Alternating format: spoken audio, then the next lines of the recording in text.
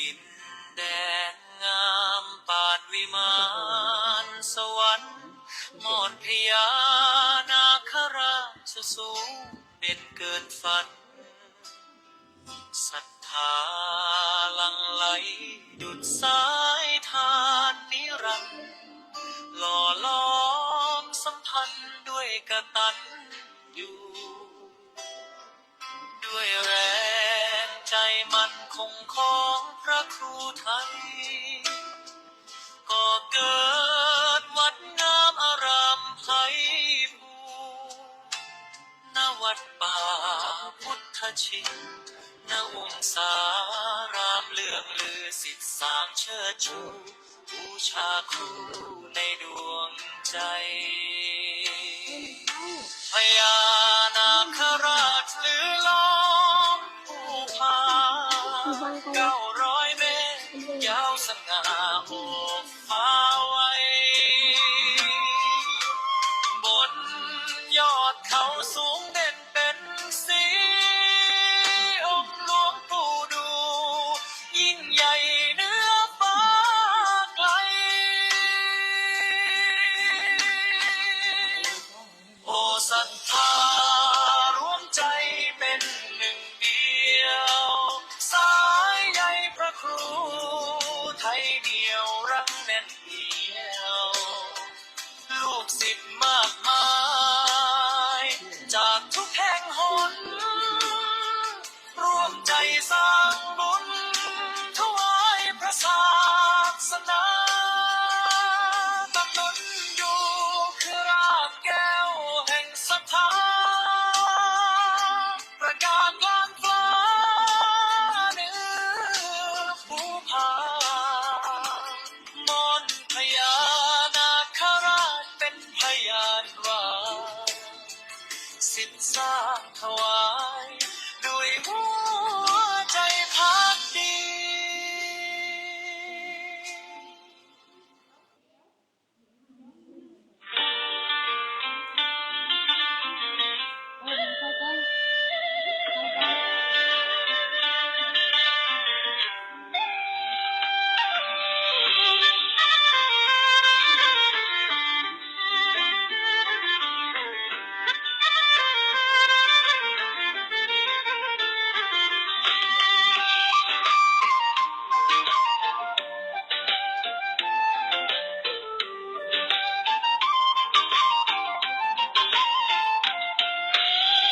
แสงสุริยาลาลับขอบฟ้าเสียงมนตราสวดกังวานในธรรมภาหนึ่งนักบวชนั่งอยู่หน้าองค์นาคาร่ายทำภาษาแห่งการสถานใจส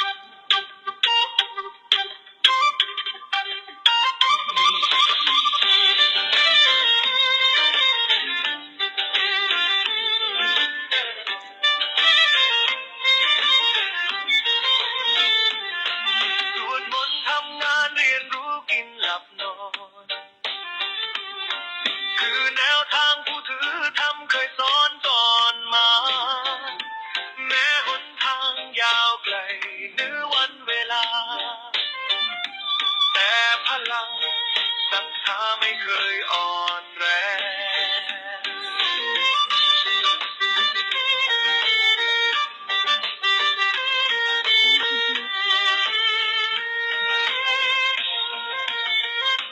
ด้วยรอยเท้าเก่าสืบต่อสมเด็จพุทธชินวังหล่อหลอมตนไว้ทุกลมหายใจจากต้นน้ำอินถึงสายน้ำโขงที่รินไหลเป็นแสงคำนำส่องใจให้ผู้คนองค์นาคาใต้ธารานั้นยังคงเฝ้ามองแสงสีทองส่องจิตศรัทธามันผู้คนต่างหลั่งไหลมากราบนมัส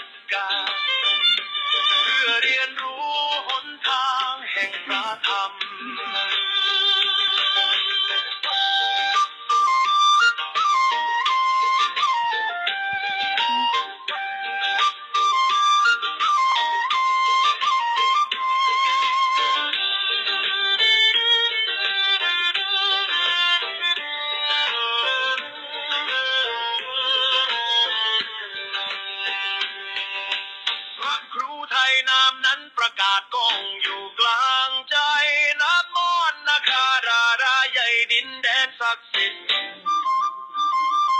พระครูเพียรสืบสานพุทธศาสนาด้วยชีวิตให้คนรุ่นหลังได้คิดพึ่งพาแสงพระธรรม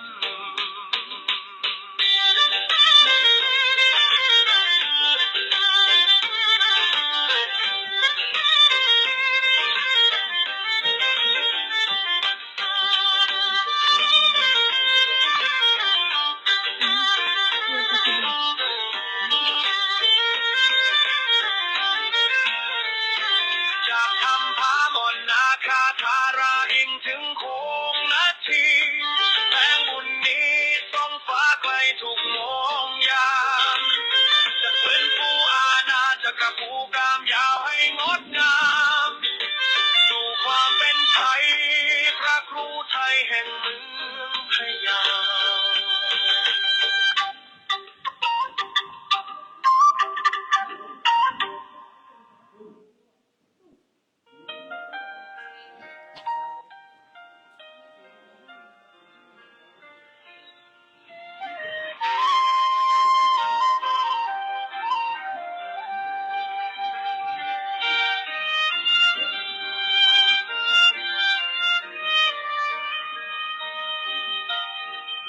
เดือนเมษาลมพัดยามแลงแสงอาทิตย์แดงแต้มฟ้าพาใจฝันเสียงระฆังวัดดังไกลเรียกศรัทธากันให้ผู้คนมารวมกันสร้างบุญใหญ่บุญใหญ่เดือนเมษา69 วันเสาร์เสียงกลองเพ่นดังเบาใจเงาไม้พิธีเทศท่องหล่อพระยิ่งใหญ่ชวนพี่น้องชาวไทยร่วมใจศรัทธาหล่อองค์พระพุทธมหาจักรพรรดิเมตตาแผ่ไพศาลทั่วลาประชาไทยรวมใจราชภักดีศรัทธาสร้างบุญใหญ่ไว้คู่ฟ้าแผ่นดินไทยท่านพระครูไทยนำบุญนำทานจากวัดมนพญานาคราชเรืองสวัยห้วยแก้วภูกามยาวเมืองพะเยาแดนไกลเชิญศรัทธาชาวไทยมาร่วมบุญกันมาร่วมบุญสร้างพระเสริมบุญบารมีหล่อองค์มหาจักรพรรดิส่องแสงธรรมสวรรค์บุญนี้จะคุ้มครองชีวิตทุกวันให้สุขล้นชีวันดังแสงทองบุญนี้ต่ออายุพระศาสนาปัญญาจะพาใจให้ผ่องพองสิ่งร้ายกลับกลายดีดังแสงทองมนุษย์เทวดามองรักเมตตาองค์พระจะตั้งเด่นบนดอยสูงเหนือมนพญานาคราชงามสง่าให้แสงธรรมส่องใจผู้คนทั่วลาได้กราบไหว้ศรัทธาทุกวันคืนผู้ใดได้ร่วมบุญในครานี้บุญบารมีจะพาชีวิตสดชื่นผิวพรรณผ่องใสดังแสงจันทร์ยืนชีวิตจะราบรื่นด้วยบุญนำทางลมเย็นพัดทงทำพลิ้วใน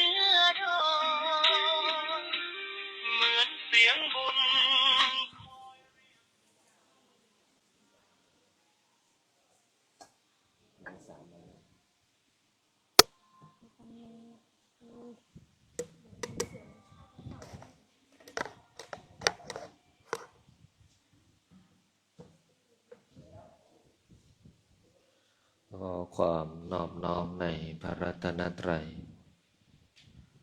อันมีคุณพระพุทธคุณพระธรรมคุณพระสงฆ์ก็ถวายความอาลัยในหลวงพ่อเจ้าประคุณสมเด็จพระพุทธชินวงศ์องค์อดีตเจ้าวาดวัดพิชัยญาติขอความสุขความสวัสดีญาติโยมลูกหลานมนต์มหาจักรพรรดิทุกท่านทุกคนที่ได้สวดมนต์บทมหาจักรพรรดิทุกค่ำคืนก่อนนอนไม่ได้พบปะเจอกันหลายค่ำคืนนับวันเวลาที่ล่วงเลยไปค่ำคืนนี้ก็เป็นค่ำคืนที่2047ตรงกับวันพฤหัสบดีวันที่16เมษายน2569ซึ่งผ่านวันมหาสงกรานต์ตั้งแต่วันที่13 14 15ที่ผ่านมาทางวัดก็มีหลากหลายกิจกรรมตั้งแต่ต้นเดือนเมษายนมีการบรรพชาอุปสมบทและในห่วงวันที่6ก็เป็นช่วงทำบุญ4-5-6เททองหล่อพระ3 วันจนมาถึงวันที่13 14 15ดังนั้นครึ่งเดือนที่พระอาจารย์ได้อยู่กับบุญใหญ่ทุกๆวันทุกๆบุญแล้วก็ได้นำพระสงฆ์ที่เข้ารับการบทสมบทสวดมนต์ทำวัดเช้านำพาปฏิบัติธรรมในทั้งในภาคเช้าภาคกลางคืนก็หลายคืนก็ไม่ได้มาพบปะพูดคุยกับญาติโยมที่ได้มาสวดมนต์กันเป็นประจำแต่ญาติโยมก็ติดตามทางเพจวัดป่าพุทธชินวงศ์สารามอยู่แล้วก็รู้ว่าแต่ละวันนั้นมีภารกิจอะไรบ้างมีบุญอะไรบ้างถึงแม้ว่าเราไม่ได้พบกันในช่วงกลางคืนที่สวดมนต์กรวดน้ำหมดพลิกชีวิตแต่พวกเราก็เหมือนอยู่ใกล้กันเพราะเราไม่ห่างบุญ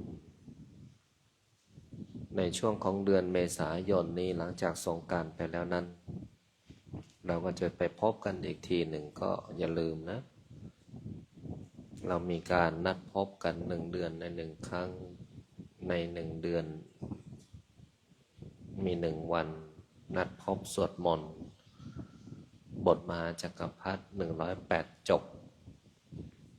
ซึ่งเดือนเมษายนนี้กำหนดในวันที่25เมษายนเวลา 17 นาฬิกาที่วัดพิชัยญาติเขตคลองสานกรุงเทพมหานครก็ขอเชิญชวนญาติโยมได้เป็นสะพานบุญเชิญชวนก็ได้นำพาตัวเองได้เข้าร่วมกิจกรรมในการสวดมนต์ในเวลาและสถานที่ดังที่ได้กล่าวไปแล้วนั้นก็อยากให้พวกเราได้มาเพิ่มกำลังบุญทุกๆเดือนแล้วก็วันนี้ก็เป็นวันพระก็ตั้งใจมานำสวดในวันพระนี้ทั้งบทมหาจักรพรรดิและก็มหาสันติสามเณรทุกรูปให้เตรียมหนังสือสวดมนต์และหนังสือสวดมนต์นั้นก็ให้เก็บติดตัวไว้เป็นของตัวเองเดี๋ยวเราจะใช้หนังสือสวดมนต์นะลุงนะส่วนสามเณรที่ยังไม่สึกก็มีหลายรูปแล้วก็สามเณรใหม่และเก่ารวมกันก็หลาย10 ถึง 20 รูปไหมเนี่ยลูกถึงไหมหลายกี่รูป ดังนั้นพวกเราก็จะอยู่ด้วยกันฉันด้วยกันจำวัดด้วยกันสวดมนต์ด้วยกันทั้งเนนเก่าและเนนใหม่ละลายพฤติกรรมก็คือกินนอนสวดมนต์ทำงานเรียนนะสามเณรรูปไหนตั้งใจสวดมนต์ก็จะมีแววสามเณรรูปไหนสวดมนต์แล้วยุกยุกยิกยิกพูดกันคุยกันเล่นกันสามเณรรูปนั้นก็จะหมดแววคำว่ามีแววก็คือมีแววส่งเสริมแล้วก็มีแววที่จะเจริญแล้วก็มีความเจริญกว่าบุคคลอื่นหรือกว่ารูปอื่นนะลูกนะหลวงพี่มานั่งด้านบนพาใหม่นั่งด้านบนสามเณรจะนั่งอยู่ด้านล่างนิมนต์พาใหม่ขึ้นด้านบนส่วนหลวงพี่พาใหม่ก็ทรงเช้าก็ทำวัดเช้าตักบาตรปฏิบัติศาสนกิจช่วงเย็นทำวัดเย็นก่อนนอนก็จะได้มาสวดมนต์ที่นี่พร้อมกันนะก็เหลือพระใหม่ที่ไม่สึกก็ประมาณ4 รูปนะเราก็ได้มีบุคลากรที่เป็นพระสงฆ์องค์สามเณรเพิ่มขึ้นจากเดิมก็เกือบ30 กว่ารูปตอนนี้ก็เกือบ40 รูปแล้วนะทั้งพระทั้งเณรดังนั้นพระสงฆ์องค์สามเณรรูปไหนที่ตั้งใจนะก็จะมีแววนะลูกนะนั่งด้านหน้าหลวงพ่อเนี่ยหลวงพ่อรู้เลยว่าสามเณรรูปไหนมีความตั้งใจหรือไม่ตั้งใจมันปิดบังกันไม่ได้ถ้าตั้งใจในรูปนั้นจะนิ่งจะสงบกว่ารูปที่ไม่ตั้งใจถ้ารูปไหนที่ไม่ตั้งใจเนี่ยจะรู้เลยเดี๋ยวลุกละเดี๋ยวเข้าห้องน้ำละเขาสวดมนต์ปั๊บลุกละแต่รูปไหนที่ตั้งใจไม่ลุกเลยสวดมนต์ไม่เสร็จไม่ลุกแต่รูปไหนที่ตั้งใจสงบมากเกินไปรูปนั้นก็จะเริ่มมีความเคารพละตอนนี้นั่งตรงอยู่ใช่ไหมลูกสวดมนต์ไปสักพักหนึ่งสามเณรรูปนั้นก็จะเริ่มน้อมตัวลงละเริ่มมีความเคารพละสุดท้ายหน้าผากก็จะจดพื้นใช่ไหมลูกมีความเคารพมากหลับไปเลยอย่างเงี้ยแต่สวดมนต์หลับมาดีนะลูกเพราะอะไรรู้ไหมฮะเพราะเราตั้งใจสวดไงลูกเราดิ่งจนมันสงบแล้วมันสงบจนนิ่งแล้วก็หลับไปเลยอันนี้ก็มีแววเหมือนกันนะอันนั้นคืนนี้เราจะได้สวดด้วยกันที่นี่นะที่หลวงพ่อพาสวดมนต์ที่โรงเรียนก็เป็นแบบสั้นๆแต่วันนี้เป็นแบบฉบับเต็มนะสามเณรที่อยู่เก่าก็จะรู้สามเณรมาใหม่ก็กำลังจะรู้นะนั้นเราก็ตั้งใจนะหลวงพ่อก็จะดูสามเณรแต่ละรูป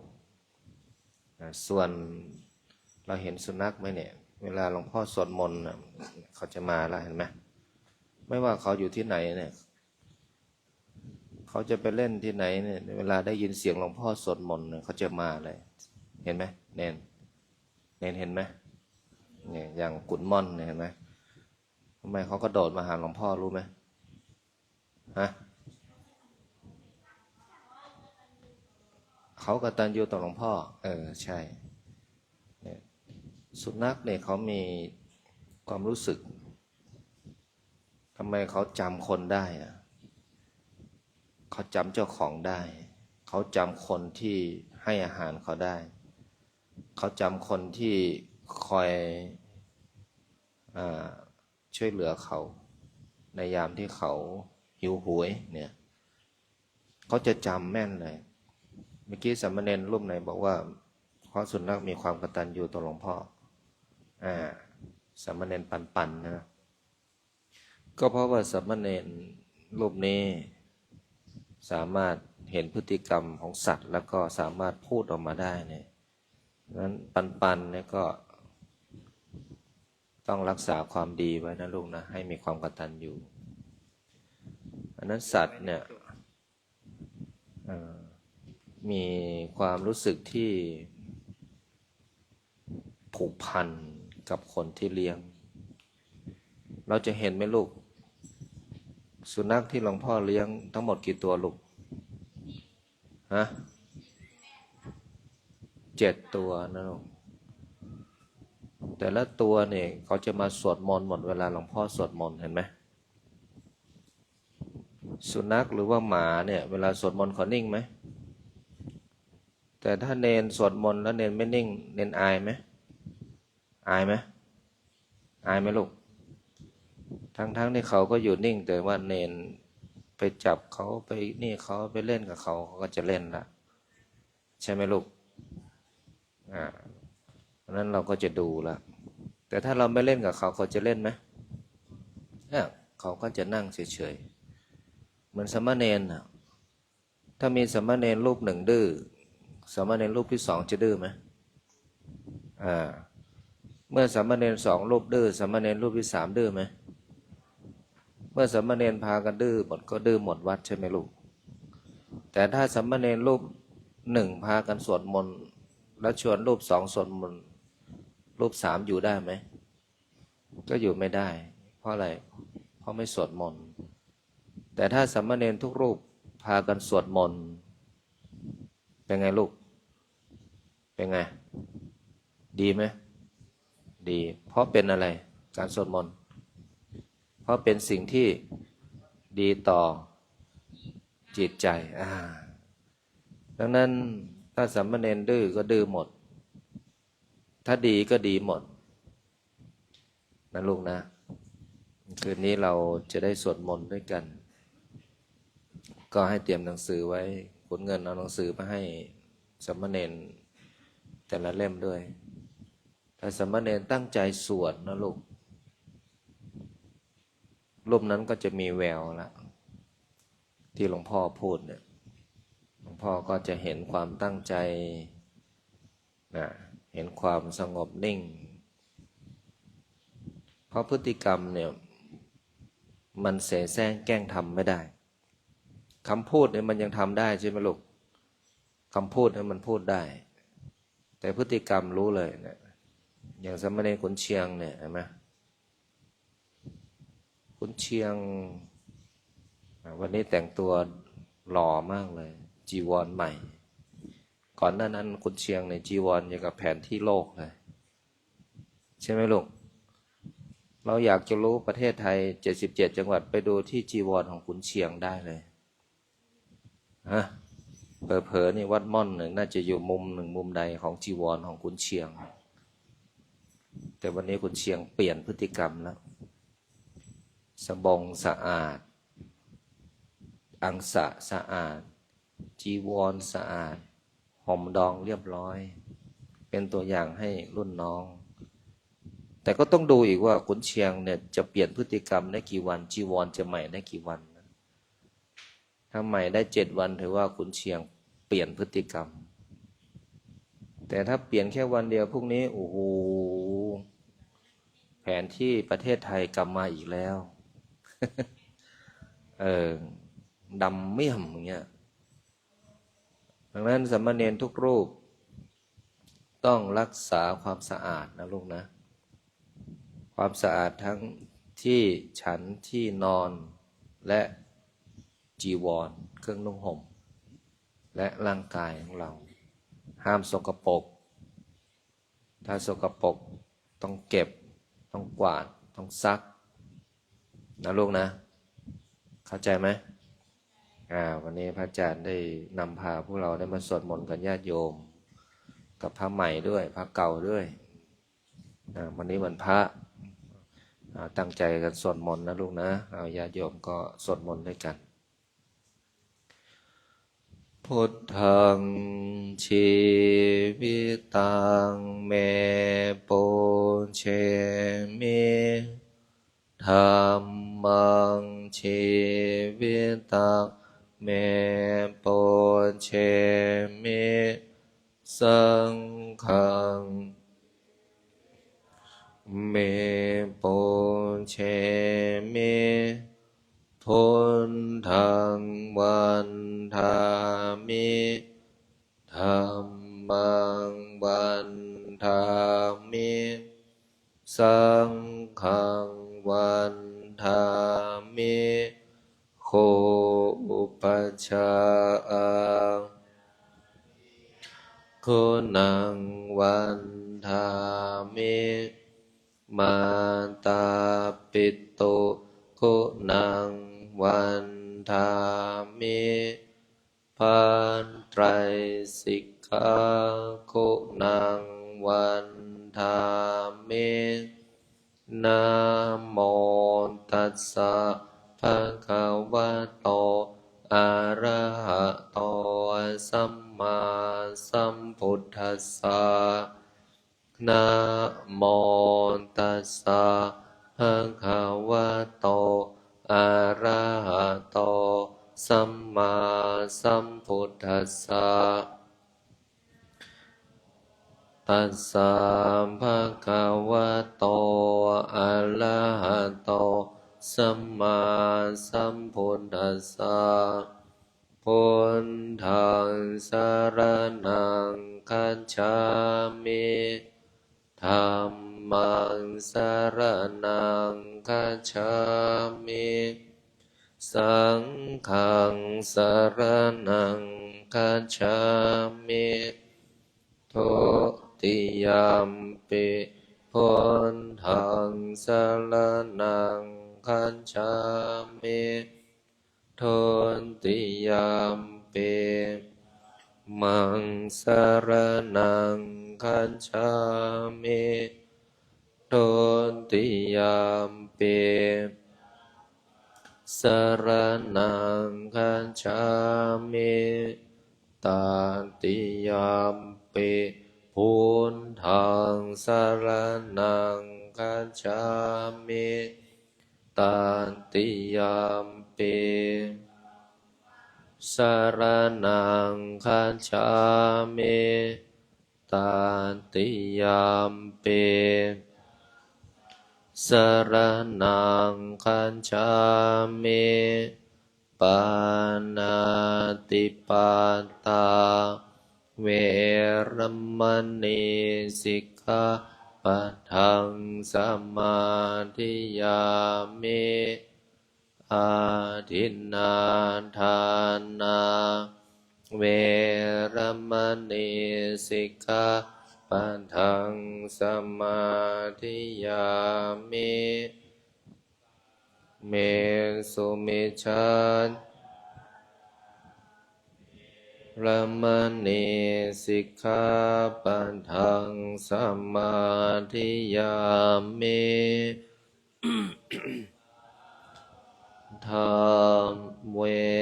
รมณีสิกขาปะทังสมาธิยามิสุราเม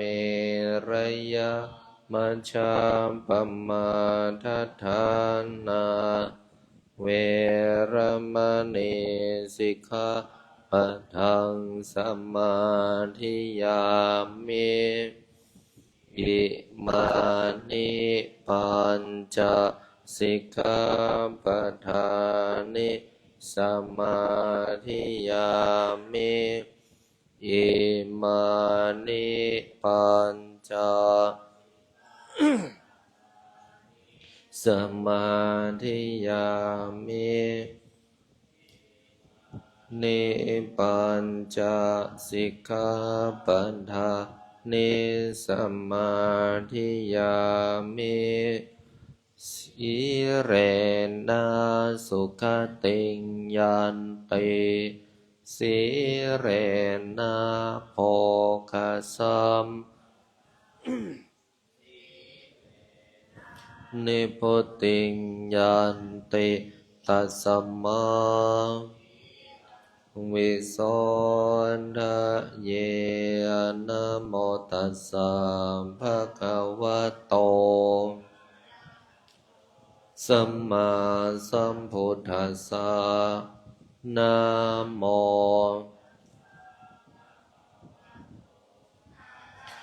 โตสัมมาสัมพุทธัสสะนะโมตัสสะภะคะวะโตสัมมาสัมพุทธัสสะพุทธังอาราธนานังกะโรมิธัมมังอาราธนา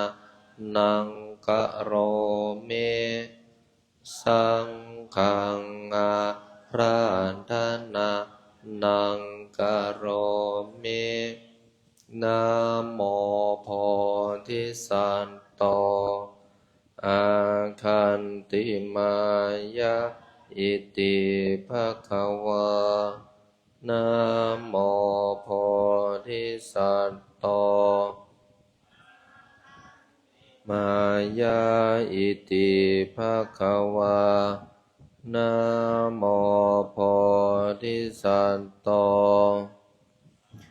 ขันติมายาอิติภะคะวะนะโมโพธิสัตว์โตพรหมปัญโยนะโมโพธิสัตว์โตพรหมปัญโยนะโมโพธิสัตว์โตพรหมปัญโยโสโมหะจิตเตนะพุทธัสสมิงปัมปะกะโตมายาคัมมะทะเมกัตตังโทวินาสันโตโยนโทโสโมหะจิตเตนะธัมมัสสมิงปะกะโตมายาคัมมะทะเมกัตตังโทสัพพะปัปปังวินาสันโตโยนโทโสโมหะจิตเตนะกัสสมิงปัมปะกะโตมายาคัมมะทะเมกัตตังโทวินาสันโตนะโมตัสสะภะคะวะโตสัมมาสัมพุทธัสสะ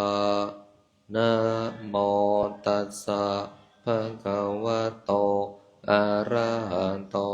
สัมมาสัมพุทธัสสะนะโมตัสสะอะระหะโตสัมมาสัมพุทธัสสะนะโมพุทธายะพระพุทธไตรรัตนญาณมณีนพรัตน์สินสหัสสะสุธรรมาพุทธธัมโมสังโฆยันถาพุทธโมนะพุทธบูชาธรรมบูสังฆบูชาอาคินทานังวะลังคันทังสิวลินจมหาเถลังอาหังวันทามิทุระโตอา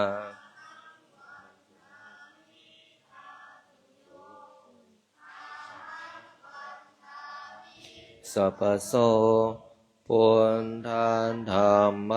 สังฆาปุญเชมินะโมพุทธายะพระพุทธไตรรัตนญาณม มานีนพรัตน์สิสหัสสุธรรมมาพุทโธธรรมโมสังโฆยันธาพุทโมนะพุทธาบูชาธรรมบูชาสังฆบูชาอาคินทานังวารังคันทังสิวารินจมหาเทรังอาหังวันทามิทุระโตอาหังวันทามิทาตุโยอาหังวันทามิตัปปะโสพุทธาธรรมสังฆปุเชมินะโมพุทธายะพระพุทธไตรรัตนญาณ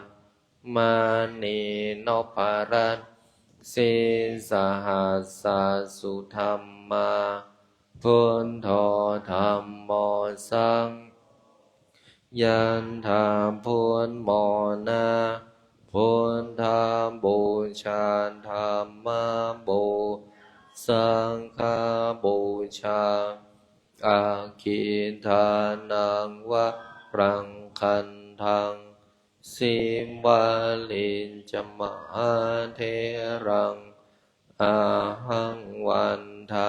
มิทุระโตอาหังวันทา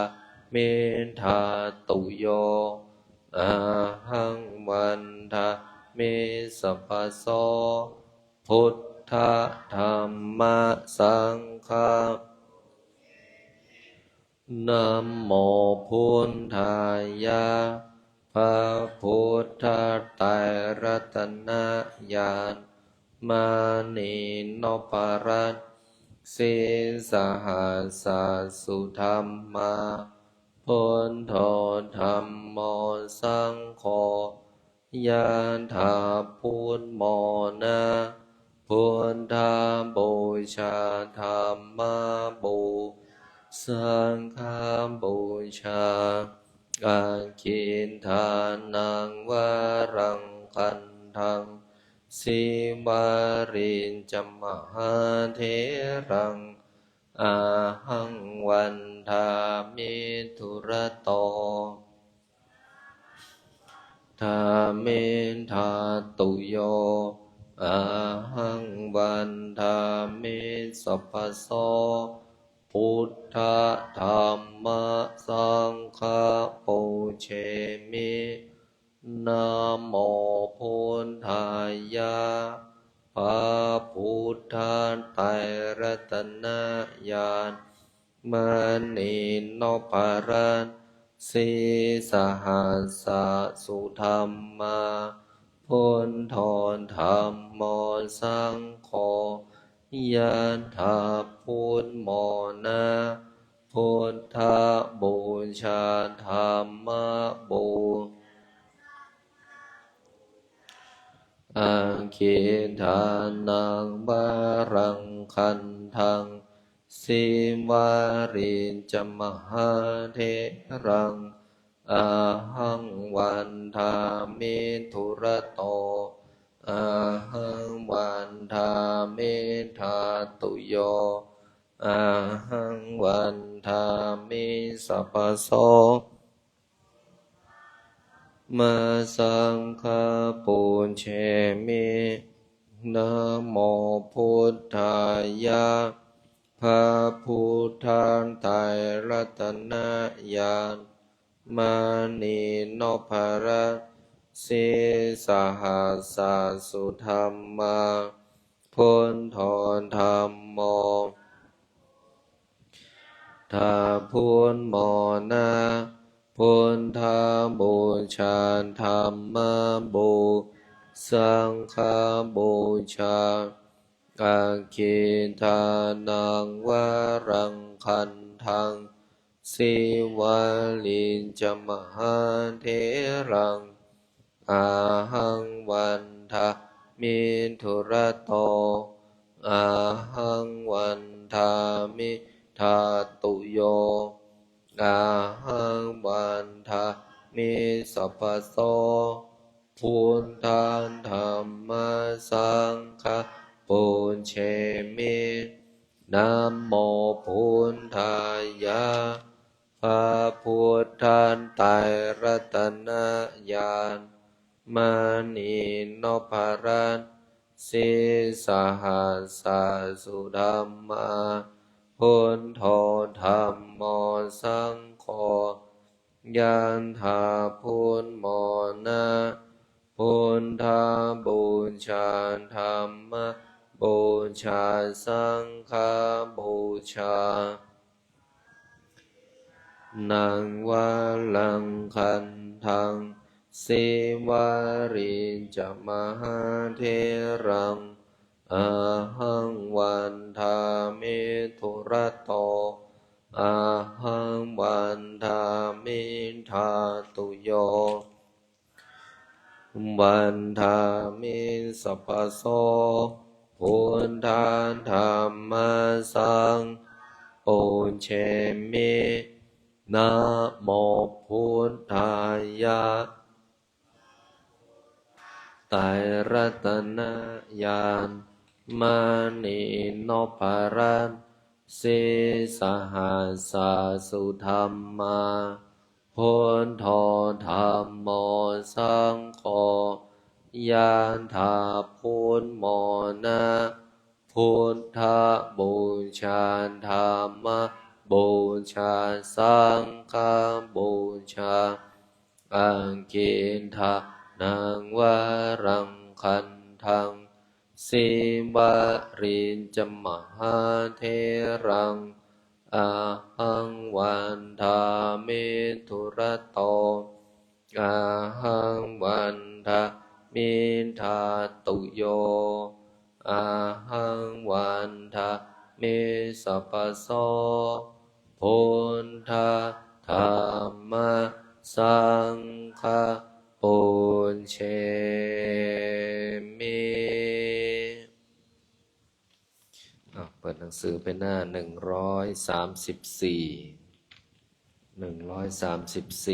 นะ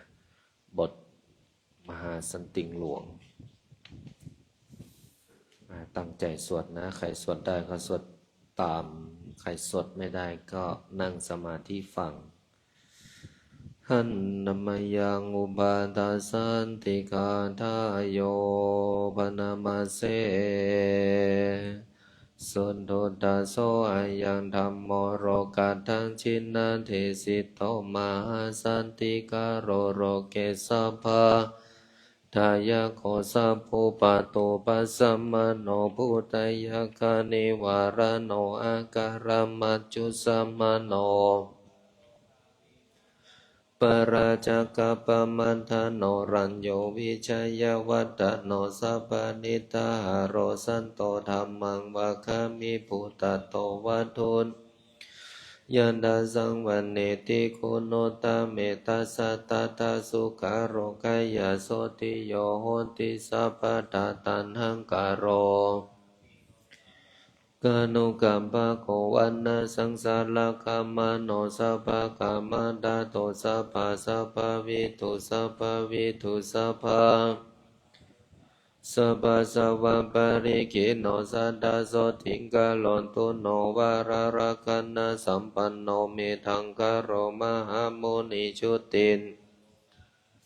สุวรรณสิริสันนิโพธิปารุโปมหากายโยมหานาโทมหาภารมหาการุณิโก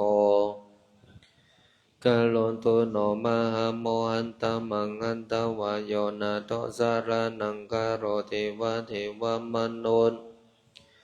ใจ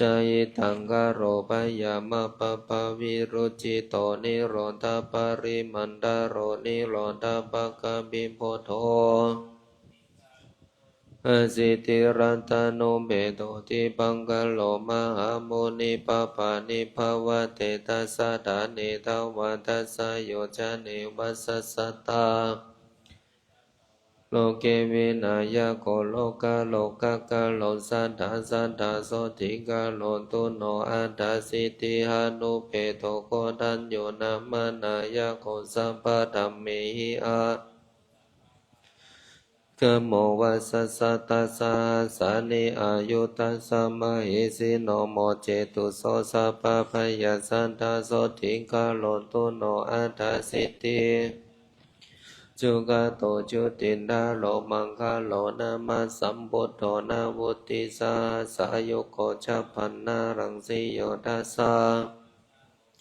ตุโยบาลันตาตาสะจาเดติเอสะโสติกาโลตุโนนาวุติลัตตานุเปโตสุมาโนนามากัญจนาจัลลสังกาโสนาวุติสาสายุโกอุเปโตพุทธกุเนหิสัพพสันตายิเตสะโกกาโลตุโนสุขัสสะทาสิทธิลัตตานุเปโตสัตติสาหัสสะอายุโกเรวะโตนามาสัมพุทโธตัสสะการิเรนิปตาปะภามาราอนุตตรภาลันตาโยชะเนนิจังสัทธาโสติโสภิโตนามาสัมพุทโธนาวุติสาหัสสะโยโกสังสารลาสาคาเรสันเตภาหุโมเจติทุกขโตปัจจุกโตมหามุนีโอภาเสติติสาสัมปัสสะดาโสติงกาโลนตุโนอนุมัตตสิสัมพุทโธเตสะสิทุกขติขโมอัฏฐาโอภาเสนโตสะเทวะเกนิพานาปะปะโกโลเกวัสสะสัตตะสหสายุกาโลนตุโนมาสันติสุขิตาจามะปันตุโมนามาสัมพุทโธโลกาเจโตนาราสะโพอัตตปันนาสารตันโหอาทิโจสัตตะสหัสสานิอายุตัสสะมะหิสิโนโสปิพุทโธการุณิโกสัทธาโสติกาโลตุโนอัตถสิทธิสบากามโทนิรันตารังทิวรติงโยชานังภรเตปะภานาวุติวัสสะสหัสสานิทัตตวโรเกเจติภูกาโตสันเตโสปิโสติงกาโลนตุโนอัตถปันนาสารตโนปัตตุมุตตโรมหามุนีลังสีภารันติทุทัสสะโยชะเนวัสสะสัตตะสหัสสานิโลเกมาตันทาโทโมเจติปันธานาสันติโสปิปะเลนตุโนสัทธาอัตถสิทธิรัตนานิอาโจมุนิสุเมโทนามาสัมพุทโธนาวุติสาหัสสะโยโกตัสสะสาราติการังสีภารันติโยจันนังสัทธาปะเรนตุโนสัทธาพุทโธปัญญาสารัตโนเปโตสุจาโตนามานายโกหิมาวันโนมหาวิโลมาตัมมวิโนดาโนนาวุติวัสสะสามเหสิโนโสภิพุทโธการุณิโกสันดาโสติกาโลตุโนอาสิติรัตโนเปโตปิยตัสสิมางวุติวัสสะสหัสสานิทัตตวโรกกนายโกโสปิสัพพคุโนเปโตสัพพะปะโตสัพพะโตสังวินาเสนโตสัพพะโสติกาโลตุโนอาสิติรัตโนเปโตอัตตตัสสิตัสสะหัสสานิโลเกอัฏฐสินายโกตัสสะปะกติกาลังสีภารันติโยชานังสัทธานิรันตารังทิวารติงนาโทตัสสิจาสัมพุทโธอาสิติหัตถโมกขโตอาติโลจติเตเชนะสัตเทวสุรมานุเสวัสสะสัตตาโลเกมหายาโสสัมปัสสันเตปะโมเจติพยารคตุโนสัทธาสิทธาโทนามาสัมพุทโธสัตติลัตตนาโมขโตติภเวสติจนะโคสัตตาสังสารลาสาคาลาโลเกสันตาเรตวัสสะเทวะเกนิปานาปิสะโสสัทธาสัทธาโสติงกาโลนตุโนสัตติลัตตนาโม โลกังกานายโกอานุปโมอาสาติโสอาตุโลปัตตโมจิโนวัสสะตัสสะหัสสานิอายุตัสสะมหิสิโนอาโลกายัญจาเตสะสะอัฏฐปันนาสะละตะโนปุโสโลกะคานายโกจันนัมปุจังวิโพเทนโตนิพพาเป็นโตสัตเทวะเกนะวุติตตวะโลเกมหายโสอุตตรันโตปะหุสัตเตสัทธาโสทิงกาโลนโตโนอาสิติรัตตโนเพโตวิปัสสิโลปะปะนิภาวันเตตัสสะสัมมันตาทัตตโยจานิโสปิเอวามนุสานังปันดานังปริโมจายิอาสิติสุติงกาโลนโตโนสัตติหัตตโมเพโตสิกินาเมสนายโคปะปานิภาวะเตตัสสะสัมมันตาโยชนะตะเยโสปิสัตตติสหัสสายุโกกาโลนตุโนมหัสสันติสุขิตาจามายัสสะทาเวสะปุณามัสสัมพุทโธเอมารุปัสสะโมปะโมสัตติลัตตนะโมพมะเทวมนุเสหินังคาสุราชิเจหิวะปุจิโตปิสัทธานาโทสัทธาโสทิงกาโลนตุโนเพโตกาคุสันโธมหามุนิตัสสะกายานิจาลันติปปะทวาตัสสะโยจานิจัตตาริสัสสะตัสสะอายุอนุตตโลกาโรตุโสสัตตานาโตอายุสุขังปารัญจโนโกนาคามานะสัมพุทโธติสาวาสสะหัสสานิอายุตัสสะมหิสิโนธัมมามะเตนะตะเปตาเทวะสังฆังสุราระเยมหิตาเลจาสุติกาโลตุโนกัสสะโพนามาสัมพุทโธธัมมาราชาปะพังกาโลวิสติหัตตโมเปโตวิสัสสะหัสสะอายุเทวสัตตานุตตโลกาโลตุโนมาอาสันติงอโลกายัญจาจายังสัทธาอัฏฐาโคตโมสักกายวัตตโนสัพพัญญูสัพพติละโกสัพพะโลกะสุขปัฏโทสัมพุทโธสัพพะธัมมานังวิจาจารณะสัมปันโนโสตยโรกายังดัตถาตุโนอัปปติตาจะสัมพุทธาอเนกัสสตะโกติโยสัพพะโรกามปิญญายะสัพพะสัตตานุกัมปิสัพพะเวระพยาติตาสัพพะโลกาสุขปัฏฐาสัพพะโทสังวินาศตาคือเตจะสัมพุทโธเมตตโยเทวะปุจิโตมาอิทิโกมาอาเทโวมหัสสันติงกาโลตุโนสัพเพปัญเจกสัมพุทธานิโรธาชานะโควิธานิลาลายานิลาสังกาปะทุเรเปเวนัยเยติสาวะสัมปตาตังคเนนะเตสันติติกัปปะเลกตาวาสัทธาสันติงกาโลตุโนสาวะคาตตาติสัมปันโนธัมโมสัพปริยติโกสังสาชินะโคจาโรกิเลตาชาราวิตังสีวิโสโตพุทธาเสวิโตนิพพานะคัมมโนสันโตสัทธาโสทิงกาโลตุโนศิลาธิคุณสัมปันโนจิตินตริโยจิตตาปะโปทาคินายโยอนุตตโลอนัสสะโวปริสุทโธนิลาสะโสภาวะปะเวนิปานะโคจาโลสันโตสัทธาโสทิงกาโลตุโนอัญญาตาโคทัญญา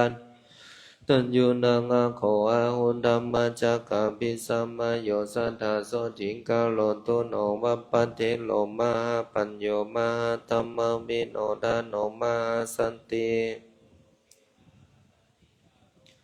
ปฏิโยปัตตสิโลจาทขินายโยอนุตตโลโลกัตถจาริโตเดโลสันดาโสทิงกาโลตุโนมหานาโมมหาปัญโยวิโตสุโตมหาขีนาสาวเทโรมหาสันติงกาโลตุโนอาจาชิเทโลมหาปัญโยชิตาภารโรชิเตนโ โลเกสันทาโสทิงกาลอนตุโนอานุบุปิกาทังสุตวายโสเอกคามานาโสอากาธัมมมนุปปัตโตโสทยโรจันตวาทิกาชาปัญญาสาเถลาคิหิสหายกาปัตตวานาปารามังสันติงสัทธาโสทิงกาลอนตุโนเยติสัพพะทวะคิยารุเปนะตุระวันนิโนกินานามายังโอโรเวลากัสสะโปปิมหาปริสานามุตตโมทาปิโตอากาธานามิสัทธา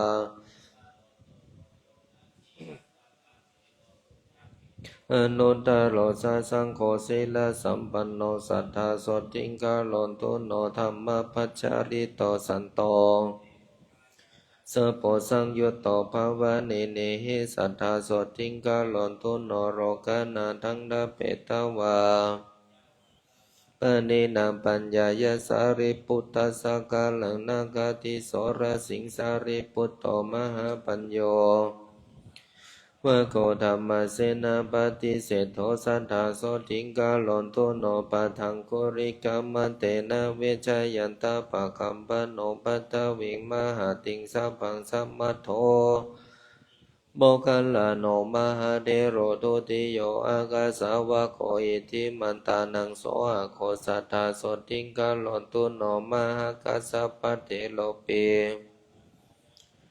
คุณาคาเนกิโตตาติโยสาตุสาวะโคอารัญญาวาสาปิลาโตบังสุขุราธาโรมุนิสุขัตถสาธนาธาโรสัทธาอนาปติยาจเตกิจายาโกวิโตวินาเยอาคาเนกิโตอุบาลิสาตุวันนิโตวินาเยปารามิปัตโตจโลโมนิกาโลตุโนมหาสันติโสตยาโลกยังดัตถาตุโนอนุรุตธมหาเทโรทิปัจจคุวิมุตตโมโสตยาโลกยังดัตถาตุโนอุจจกุลิกานังอโคปัตติโยสุสัมมาหิโตการิโกทายาปุตโตจัสสัทธาโสทิงกาโลตุโนอานันโทพุทโธไตสานุสัมมาโตบาหุโสโตธัมมัทธโลสัทธาโสทิงกาโลตุโนกิมพิโลสิลิสัมปันโนสมาปิโตมหาขีนาสาวดาโตมหาสันติงกาโลตุโนการุวาสังวสิตวานาภัสสโนมันโตสันดาโสทิงกาลอนโตโนโกลาปัสสนาทัจนะโกการุทายิมาหิติโกเอตทัคคติโตเทโรสัทธาธรรมกติกานันตินันเทธานาภละคุปุณโนมันตานิยาพุตโตเทโรโสทิงกาลอนโตโนภาลทวันโชมหานาดานามุตตโมทาปิโตอากาธานามิสัทธาโสติงกาโลตุโนสังคิตาปัสสิตามัทถังวิทาเรนะวิชานาโกกัญจโนโสติงกาโลตุโนลาคุนตากาปติโยเทโลมัจจุสารานามุตตโมทาปิโตอากาธานามิสัทธาอารานาวิหารินังอาโคทากินายโยอนุตตโลสุโพธิภูตัตตมโนเทโลโสทิงกาโลตุโนอารัญญาวาสินังอาโค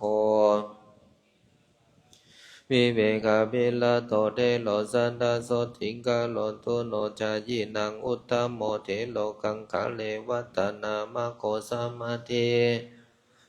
สันดาโสติงกาลอนตุโนโสโนจักโกวิริโสปิอารันทวิริยานามุตตโมปะยิตโตสัทธาเทโลโสทิงภาโส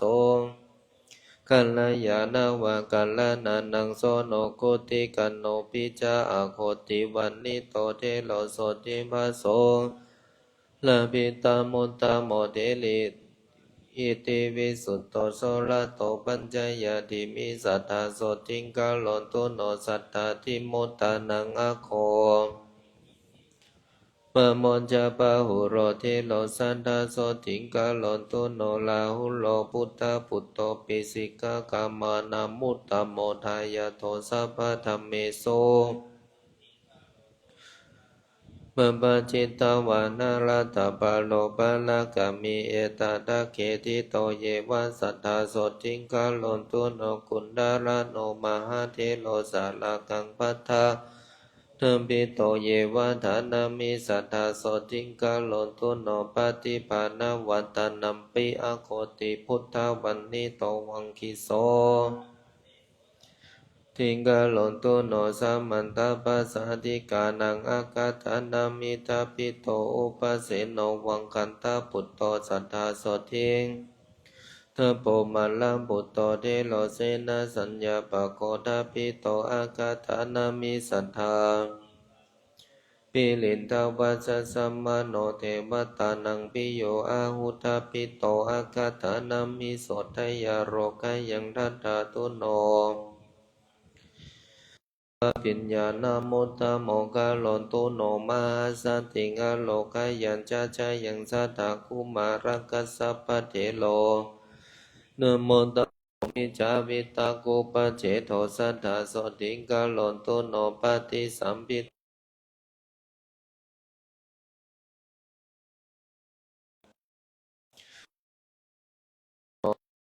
โทมหาเทโรอัปปปะทานะมุตตะโมกะอุโรอะระหะจาโตสัทธาบุพเพนิวาสเวทินังอโคติพุทธวันนิโตโสภิโตนามาโสเทโลสัทธาโสทิงกาลนตุโนมหากัสสปะเทโลปิภิโกโอวาทโกอาหุกุสโรภิกขุโนวาทกานะโกนันทโกอิติวิสุตโตปะเลนตุโนสัทธาเทโลโสติมปัสสุงกาลนตุโนอิติเยสุขุตตะทวารโรอากาศทิโตอาหุนันทเถโลวาสิปัตโตสัทธาโสติงกาลนตุโนเตโจตาตุกุสลานังอากาธานัมเมนะมาโสเทโลโสติมปัสสุงกาลนตุโนสัญญาวิวัตตกุสโลปัฏฐานโนภวนาลโตพุทธสิโสมหาปันโท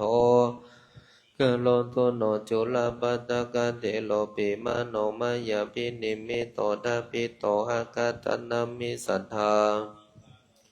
ปฏิภาณายกานังตุอากาธานามิทาปิโตราโทเทโลมหาโสติกาลนตุโนอนามายังรุขจี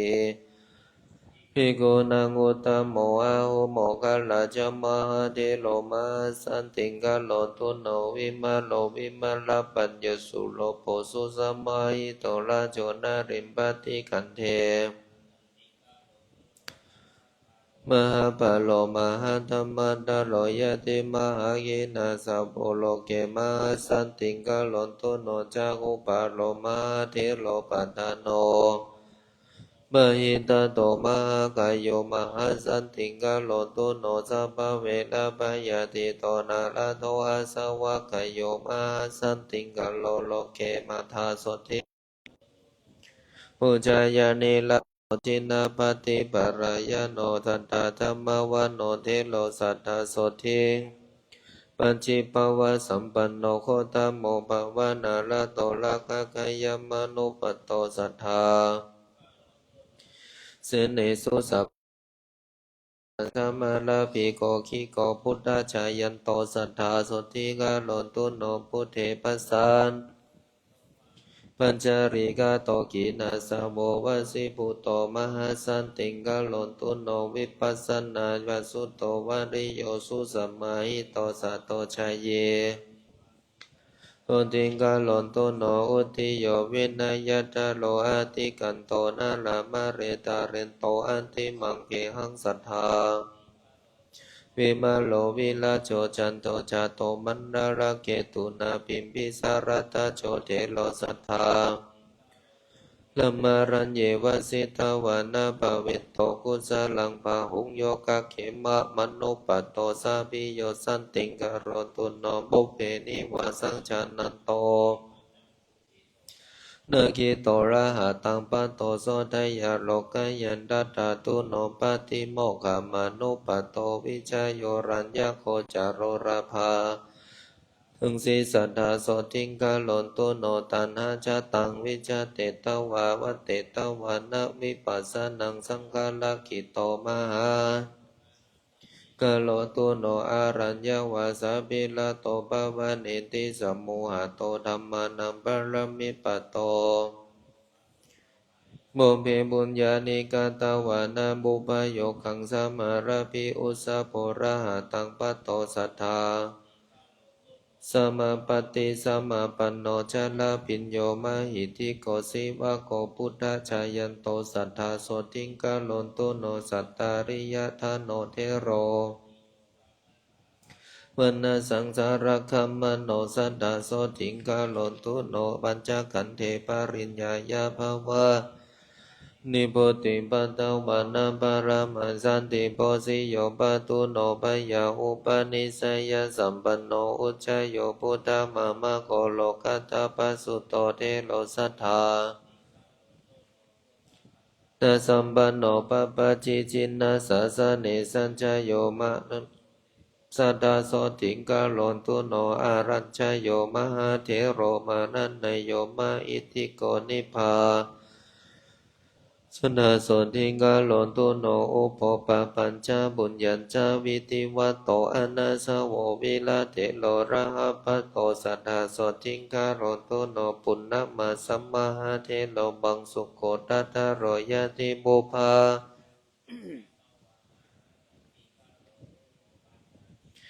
จันจาชาโหปัญจจุตตาวิภาวะโนปัญจสังฆาทิโตเทโลสัทธาโสติงกาโลนตุโนบุเพละขังวิจาเลนโตจินนภัตติเพลาดาสีโสวังสัทธาโรสัทธาโสติงกาโลนตุโนปัญจุปันนานิอาภโยนิกันตินาติชีวิเตอาจิตโตโสกะโลตุโนมิบัตตานิสเยบุญเยกัตตวาสัมพุทธปฏิมากุระเทโรระหัปปโตมหาสันติงวิปัสสิธรรมทายาโทเทโรนิโรรานามโกนิปานากามานาสันติโตสัทธาสันติงกาโลนตุโนติโสวิชาอนุปัตโต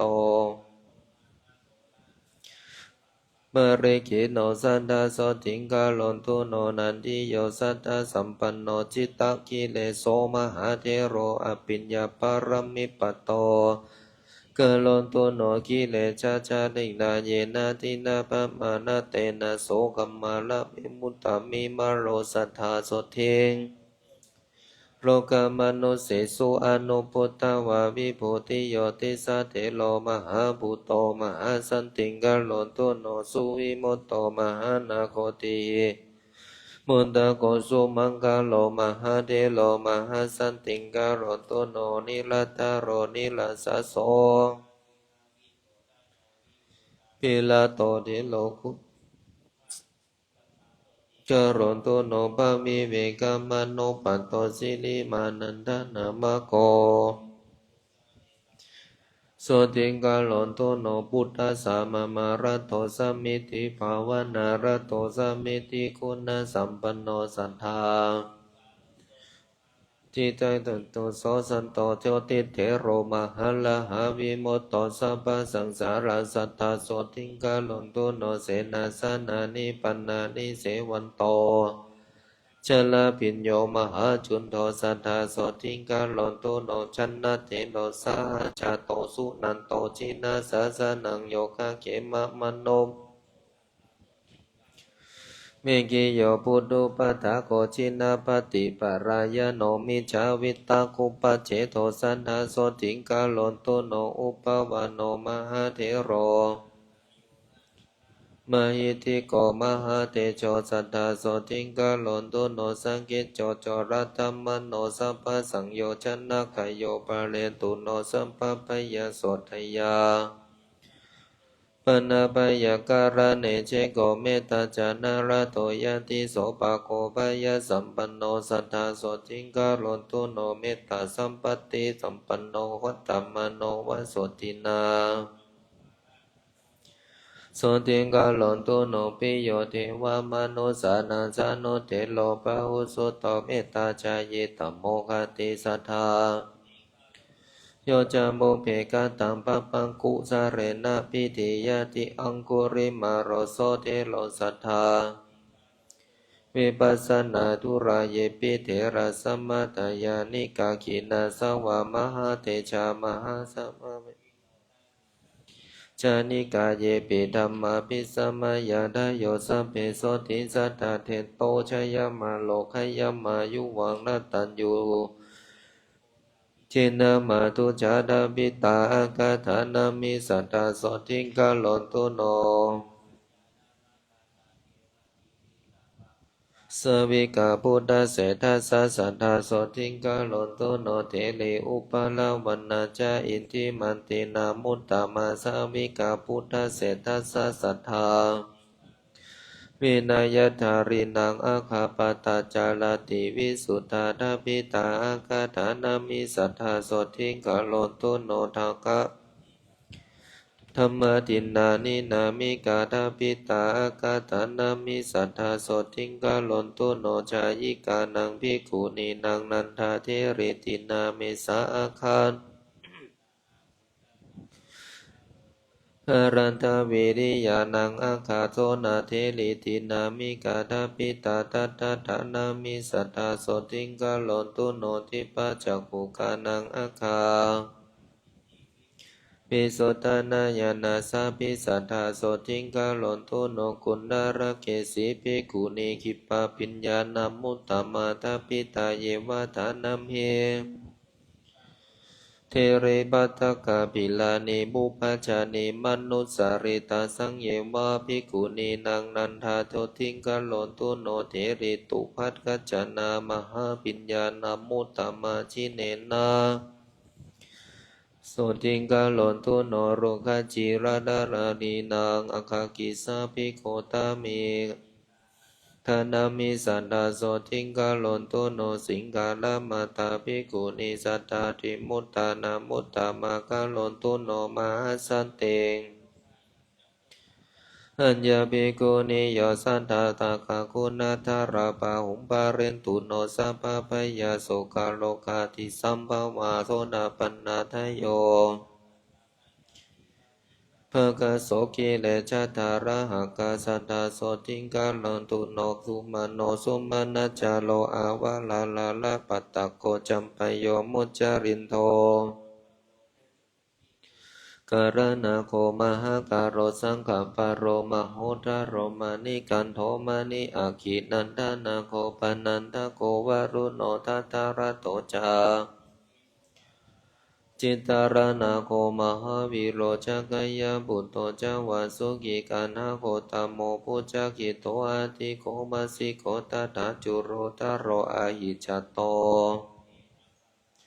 อาสิลิสาโคราวิสาเยสัมเพนายนาวุธาธารัตถวาธารัตถวาปปะตายานาทิจาราการนตุโนสัทธานิจามาตานิตาเปตาอุชุสันติจาโลมากัมมังสปินดาทโยเปตาเปมาปเรนตุโนสัมปะปะยาสัทธาเตสุขิโนสัทธาเยปัลลัตตะละสัมปาราปะละยาสุรกานาจเยเวปัจจิตาสัมเปเตปิมหาเตชาทุตายะขานิวารานาการนตุโนมหาโสติงอโลกายัญชาจายังสัทธาเยยะขาสัตตากาปิลังวัตุกาอิทิมันโตจุติมันโตวันนะวันโตยะสัสสิโนสัพเพติสารนายะขามเหสกาอโลกายัญชาจายัญสัตตาชาสาสาเอมาวตายะขานานัตตวันนิโนพุทธาบูชายานิลัตตาสัทธาโสติงกาโลตุโนยะขานิลาดิกาทาริสัมปันนาสัทธาโสติงการนตุโนเวสามิตาปัญจสัตตายะขานานัตตวันนิโนอิทธิมันโต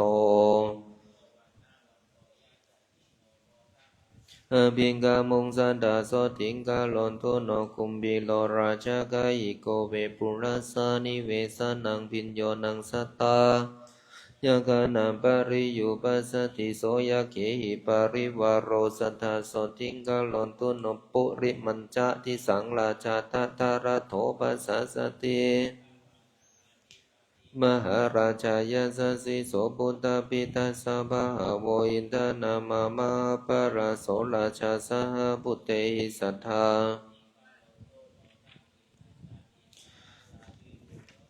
สัสสติกุมภานังอธิปติมหาราชายาสสิโสปุตตาปิตัสสะภะคะโวอินทนามามหาปราวิรูปัสสะสหพุทเตหิสัทธาพระจิมันจาทิสังราชาวิรูปโขปัสสะสตินาคัญจาอธิปติมหาราชายาสสิโสปุตตาปิหินดานามามหาปลาวิรูปโคสะปุเตหิสัทธาโสติงกาลนตุโนอุตตลัญจาทิสังราชาวิเวโลตังปัสสะสติยาคานัญจาอธิสิโสปุตตาปิตัสสะภะคะโวอินทนามามหาปลากุเวโลสหปุเตหิสัทธาโสติงกาลนตุโนวิโรนาโคปัจจิเมนะวิรูปโคกุเวโลอุตตลังทิสังจัตตาโลเตมหาราชาสัมมันตาจาตุโรทิสาทัพทหานานาอันทังสุทัตหานานาอันทังสุสัทธาโสติงการนตุโนเตสังมายาวิโนทัสสะอาคงวัจจานิกาสัทธามาตาปิตุจาเวตุโตสหจันทโนกวามาเสโทจะกินดูมันดูนิมันดูจะปานาโทโอปมัญโยจะเทวาสุโตจะมัตตาริเจนจักขโทนาราโชตาชาสเนสโปวโรปัญจสิโกเจวะติมบารุสุนิยาวันเอเตจันเยจาราชาโนคันทปัจจามหาปาลาโมทนาสัทธาโสทิงมหันนานาคสานาคาเวสาสหกจักกกัมปราจตราจาปิเมตุปัตตสิตาภรายามุนายาสสิโนเอลาวโนมหานาโกโนกาลนตุอนามายังมายิติกาสุปันนาเยนาการาเชมหาปเรกาเหตวานาเพภาราเตพุทธสารนายสัพเพเตติงการนโตโนสัตตาปัตตพยาโปจเตโชจาวายโยเทวาหุปจาเรนานิพัตตาสัทธาโสติงกาลนตุโนวารุโนวานานาเทวาโสโมจายาสาสาเมตตาการุณิกาสัพเพ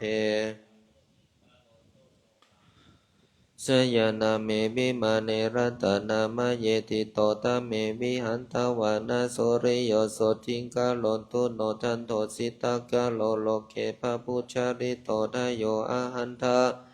อิทังสีสัทธาโสทิงกาลนตุโนเวนตุจาสหสีเทวาสัมมาจาตุเวยามาจันตสุปานิสาเทวาพุทธสัมมามัคคะสัพเพสัทธาโสติงกาลนตุโนนาคตานิปุรคัตตวะเทวาปุรินดาโทเสโทสันทาโสติงกาลนตุโนมหันนาสหปุเทวาจารมคิสิการิวาจาบุมภานบาวาวาสิโนอาวารุณาสหธรรมจาอสุตาจาเนจากาสุรยารุจิราเทวาทัสเสเตทัสสะทากายสัทธาโสติงกาลนตุโนสัมมานามะอาสัมมานามานุสัมมานุสุตตมาคิปะดาโดสิกาพะโดสิกาหัตถปิหารโยเทวะเทวะโรหิตวะสิโนภราคามะอาภราคาสัพเพเทวาทัสสะทากายสัทธาโสติงกาลนตุโนสุกังกาลัมภาอารุณาอาคงเวกนาสัสหะโอปะไกหาปะโมกขาอาคงเทววิจา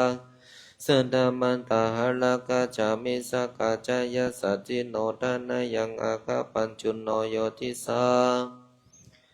ทัสเสเตทัสสะทากายสัพเพนานันตวันนิโนอิทิมันโตชุติมันโตวันนาวันโตยัสสสิโนโมทมานาจินาธานา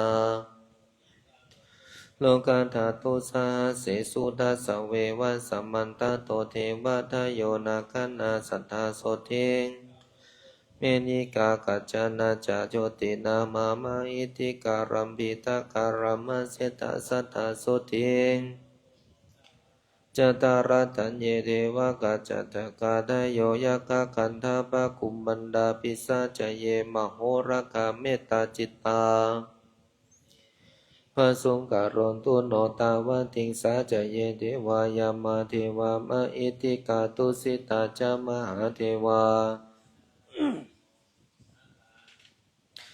ปฏิสุรติโนสัพเพเทวาจาวาสาวาบุตตาปุจายนิลัตตาสันดาโสติงกาลุนตุโนปัมมาโนบาริจัจจเยจัปปมาปุโรหิตามหาปัมมา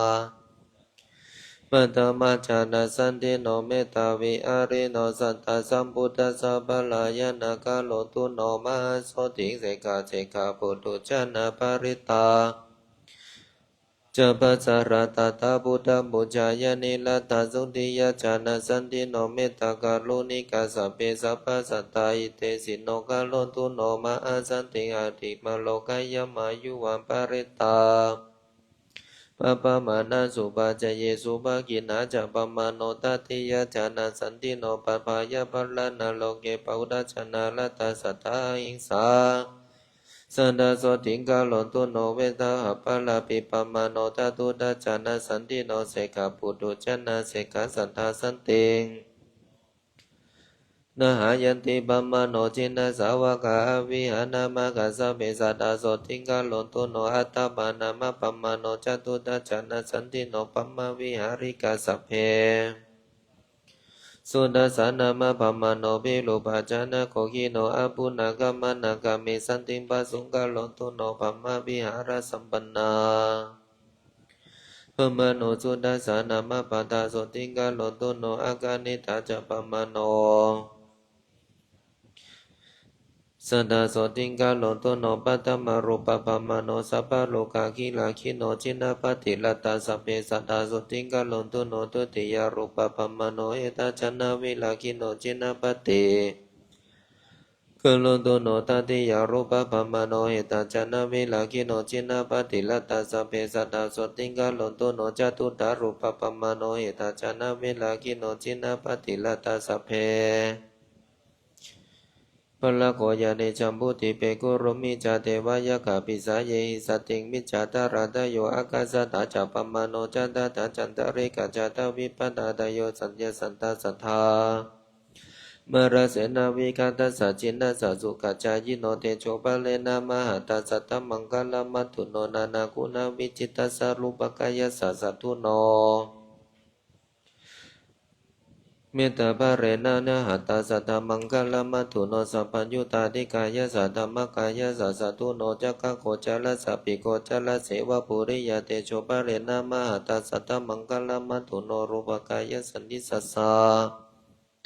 ธรรมสาวันตุโนสักเขเทวนาสุขตาปฏิเตโชภะเรนะมหัตตาสัตตมังคลมัตถุโนสิกิตวามนุเสเทเวโมจยิตวา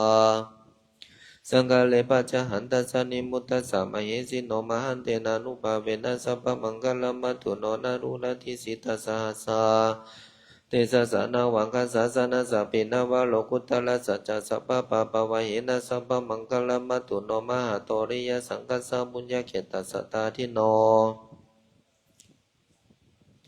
มหาเตจานุภาเวนะสัพพมังคลมัตถุโนปาตาเลปุตตะกะแกเสเทวายะขาปิสาจักขาวิจาตราจักขันธภากุมบาราคัสสะสัพเพสมานุภาเวนะสัพพมังคลมัตถุโนอิเจมามุปาตสันติโยปัฏฐยสุนัยยวาวิชัยยาอุดันตัญจปวิสติสุติกามโมระเพสุติสุขกามโมสุขังระเพอายุกามโมระพยายุปุตตะกามโมนาตัสสะโรคาปาเดติวิตาปิตาดิสัมภวะอาการามารณนาตินาเทโววิสัมโมสะเรนะจุปปตา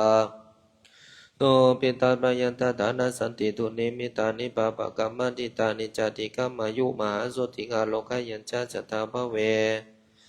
มหาสันติสังฆมังปวิเสนาโรวิชยเวริโนสัมเพนัสสเถยะปุยเตสัพพตาระปะเตปิติงวิปัตติง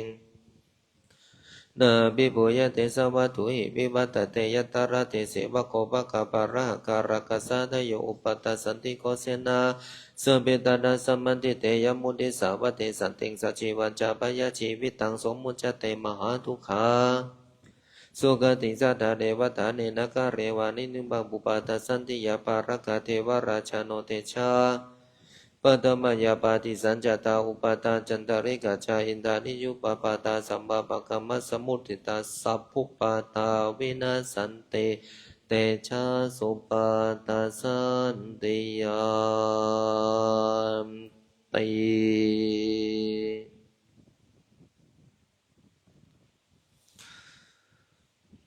พอสมควรแก่เวลากับการสวดมนต์หลังจากนี้ให้พวกเราท่านทั้งหลายได้เข้าสู่การทำสมาธิ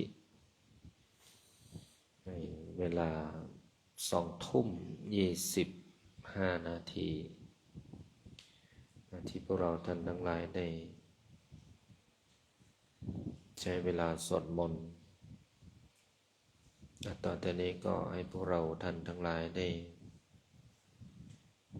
เข้าสู่การเจริญจิตภาวนาเท้าขวาทับเท้าซ้ายมือขวาทับมือซ้ายตั้งตัวให้ตรงตัวตรงหน้าตรงหลังตรงคอตรงหายใจเข้าลึกๆ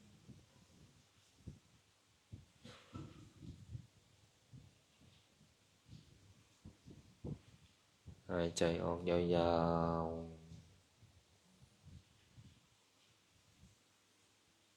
ๆมีสติอยู่ที่ลมหายใจ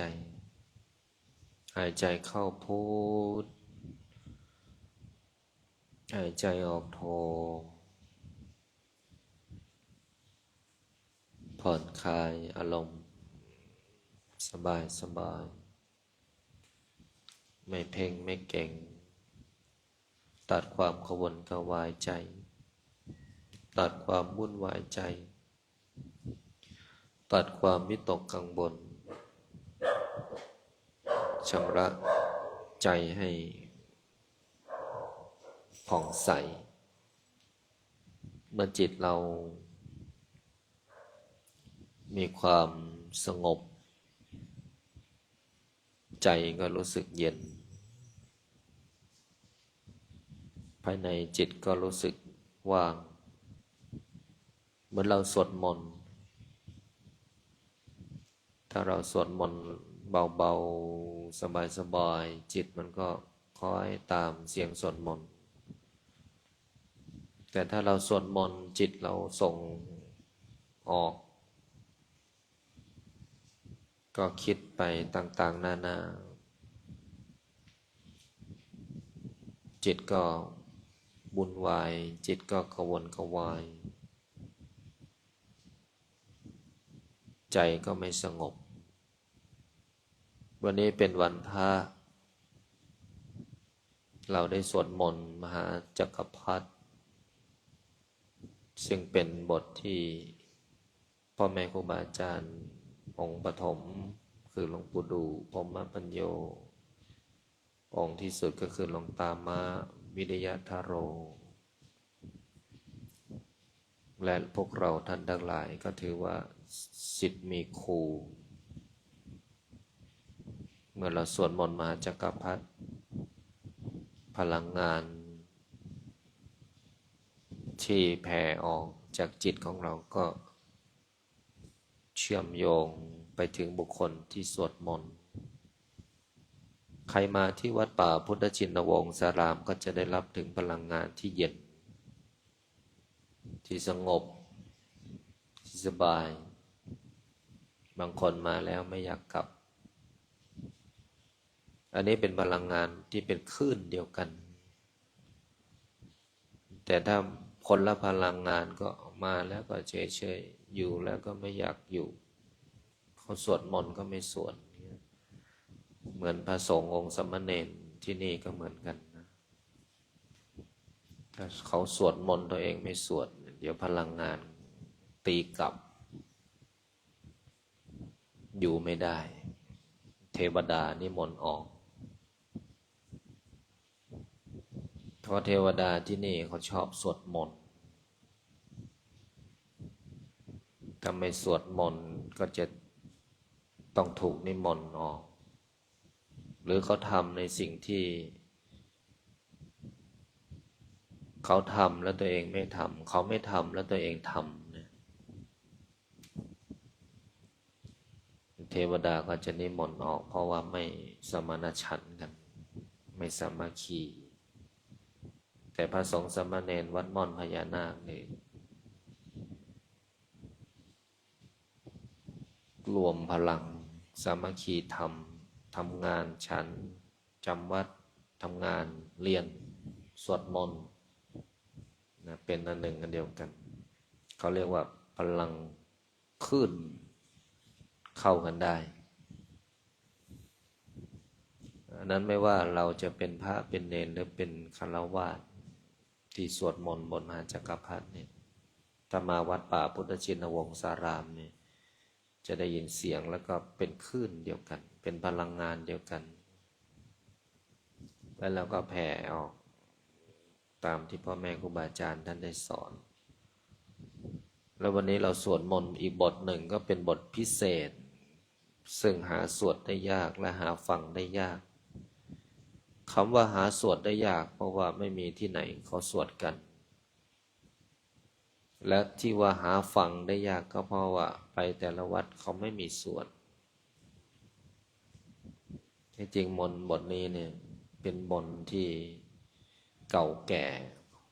600 กว่าปีแล้วสมัยล้านนา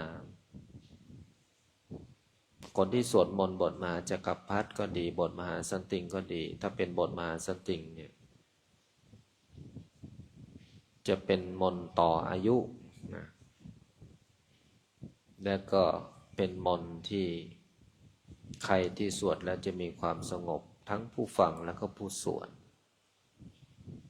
สงบหรือไม่สงบเนนก็ดูเนนข้างๆนะใช่ไหมสงบไหมสงบจนหัวถึงพื้นหมดเกือบทุกรูปเลยเห็นไหมอันนี้เขาเรียกว่าสงบเคลิ้มแล้วก็ไหลไปเลยนะแต่สามเณรที่มีสติมีจิตที่สงบกายนิ่งกายตรงซึ่งต่างกับสามเณรที่ไม่มีสติดูกันง่ายๆรูปไหนที่มีสติเนี่ยรู้ว่าตัวเองกำลังจะเคารพเนี่ยกำลังจะน้อมหัวลงไปเรื่อยๆจนถึงพื้นเนี่ยจนหัวถึงพื้นกลับมีสติตั้งตัวใหม่เนี่ยเขาเรียกว่าเนนที่มีสติเนนประเภทนี้เป็นบุคคลที่มีปัญญาเพราะอะไรเพราะสติทำให้มีปัญญาแต่ถ้าเนรรูปไหนรู้ว่าง่วงแต่ก็ง่วงแล้วก็สุดท้ายหลับเขาสวดมนต์เสร็จตัวเองยังอยู่กับที่เลยอันเนี้ยสติไม่มีแต่ว่าฝึกได้นะฝึกได้ยิ่งสมณเณรรูปไหนนั่งสมาธิแล้วลุกเนี่ยอันนี้ต้องพิจารณาตัวเองด้วยนะต้องพิจารณาด้วยเพราะเขานั่งสมาธิอยู่เราจะไม่ลุกเลยเพราะยังไม่เสร็จเราดูกันแบบนี้เลยเอาพฤติกรรมมาสอดส่องกันแม้กระทั่งญาติโยมก็เหมือนกันถ้าเราสวดมนต์แล้วนิ่งสงบดิ่ง1 ชั่วโมง2 ชั่วโมงไม่ส่งจิตออกไม่ลุกเลยถือว่าตบะของโยมแกร่งนะมันหมายถึงว่าการฝึกจิตมาดีการสวดมนต์มหาสันติงหนึ่งคือความสงบแล้วก็จะพบหนทางที่ราบรื่นอุปสรรคน้อยลงอีกทั้งโรคภัยไข้เจ็บก็จะทุเลาเบาบางโรคร้ายโรคเวรโรคกรรม ที่ตามมาแต่พบผลหลังทุกภพชาติก็จะถูกขจัดปัดเป่ายุตินะอันนี้สงส์แห่งการสวดมหาสันติงหลวงและสิ่งสำคัญก็คือมนต์บทนี้เป็นบทที่มีแต่ชัยชนะ ถ้าใครสวดแล้วเนี่ยไปสอบไปแข่งขันอะไรเนี่ยสวดดูได้รับชัยชนะอะไรล่ะเพราะในสมัยอดีตล้านนาก็เอาชนะพม่ามาแล้วในมนต์บทนี้แม้กระทั่งพม่าก็ใช้สวดนี้เอาชนะทหารจีนที่ยกทัพเข้ามาจีนก็พ่ายแพ้ได้มนต์บทนี้ดังนั้นสามเณรที่ได้สวดมนต์บทนี้รูปหลายรูปที่สงบนะที่นิ่งที่หลับตารูปที่นั่งไม่ได้ก็เพราะว่า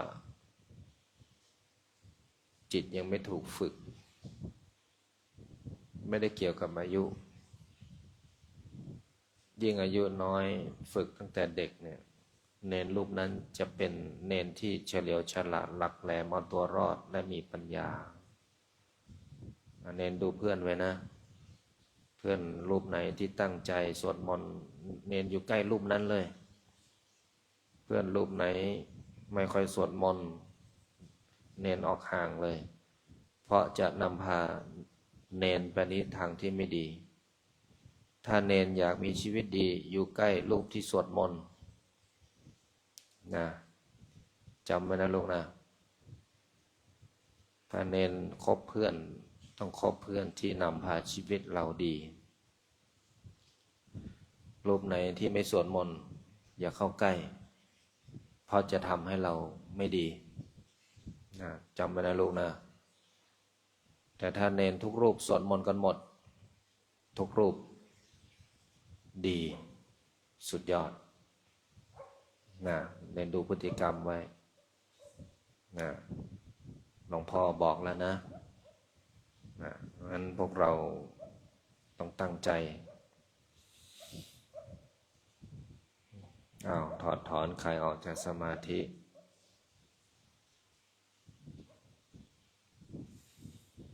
ตั้งใจแผ่เมตตากรวดน้ำบทพลิกชีวิตตั้งนะโมพร้อมกัน3 จบนะโมตัสสะภะคะวะโตอะระหะโตสัมมาสัมพุทธัสสะนะโมตัสสะภะคะวะโตอะระหะโตสัมมาสัมพุทธัสสะนะโมตัสสะภะคะวะโตอะระหะโตสัมมาสัมพุทธัสสะพุทธังสรณังคัจฉามิพระพุทธเจ้าเป็นที่พึ่งเป็นสรณะของข้าพเจ้าธัมมังสรณังคัจฉามิพระธรรมเป็นที่พึ่งเป็นสรณะของข้าพเจ้าสังฆังสรณังคัจฉามิพระสงฆ์เป็นที่พึ่งเป็นสรณะของข้าพเจ้าสิทธัตโถอะสโมโลเกพระพุทธเจ้าอันมีพระนามว่าสิทธัตถะพระพุทธเจ้าไม่มีผู้อื่นผู้ใดเสมอเปี่ยมในโลกนะโมโพธิสัตว์โตอาคันติมายะอิติภควาสิริวิชโยนะโมพุทธายะอิมินากตปุญเยนะด้วยอำนาจบุญกุศลที่เกิดจากการให้ทานรักษาศีลปฏิบัติธรรมสวดมนต์บทมหาจักรพรรดิทำสมาธิแผ่เมตตากรวดน้ำบทพลิกชีวิตในค่ำคืนนี้ขอน้อมถวายเป็นพุทธบูชา ธรรมบูชา สังฆบูชา และขอน้อมถวายแด่ครูบาอาจารย์อันมีหลวงปู่ทวดสมเด็จพระพุทธาจารย์โตพรหมรังสีครูบาเจ้าศรีวิชัยนักบุญแห่งล้านนา หลวงปู่ดูเจ้าของหม่นมหาจักรพรรดิหลวงพ่อเกษมหลวงพ่อคูณหลวงพ่อเจ้าประคุณสมเด็จพระพุทธชินวงศ์สมศักดิ์อุปสมะมหาเถระองค์อดีตเจ้าอาวาสวัดพิชัยญาณทุกรูปและลงตามมาเป็นที่สุดและขออุทิศน้อมถวายเป็นพระราชกุศลแด่ดวงทิพวิญญาณของอดีตบุรพมหากษัตริย์ไทยทุกพระองค์ทุกสมัยและขอน้อมถวายเป็นพระราชกุศลแด่พระบาทสมเด็จพระวชิรเกล้าเจ้าอยู่หัวพระบรมวงศานุวงศ์ทุกพระองค์และขออุทิศน้อมถวายเป็นพระราชกุศลแด่ดวงทิพวิญญาณของสมเด็จพระนางเจ้าสิริกิติ์พระบรมราชินีนาถพระบรมราชชนนีพันปีหลวงพระบรมวงศานุวงศ์ทุกพระองค์และขออุทิศแด่ดวงวิญญาณของสมเด็จเจ้าพระยาบรมมหาพิชัยญาณทัดบุญนาคผู้สร้างวัดพิชัยญาณขอส่วนผลบุญนี้จงสำเร็จแก่บิดามารดาอันมีชื่อว่าขอให้บิดามารดาของข้าพเจ้าจงมีแต่ความสุขขอส่วนผลบุญนี้จงสำเร็จแก่ครูอุปัชฌาย์อาจารย์ญาติพี่น้องทั้งหลายเจ้ากรรมนายเวรทั้งหลายเจ้าที่เจ้าทางเจ้าที่ที่บ้านเจ้าที่ที่ทำงานเจ้าที่ที่วัดพิชัยญาณเจ้าที่ที่วัดป่าพุทธชินวงศารามเทวดาประจำกายของข้าพเจ้าเทวดา16 ชั้นฟ้า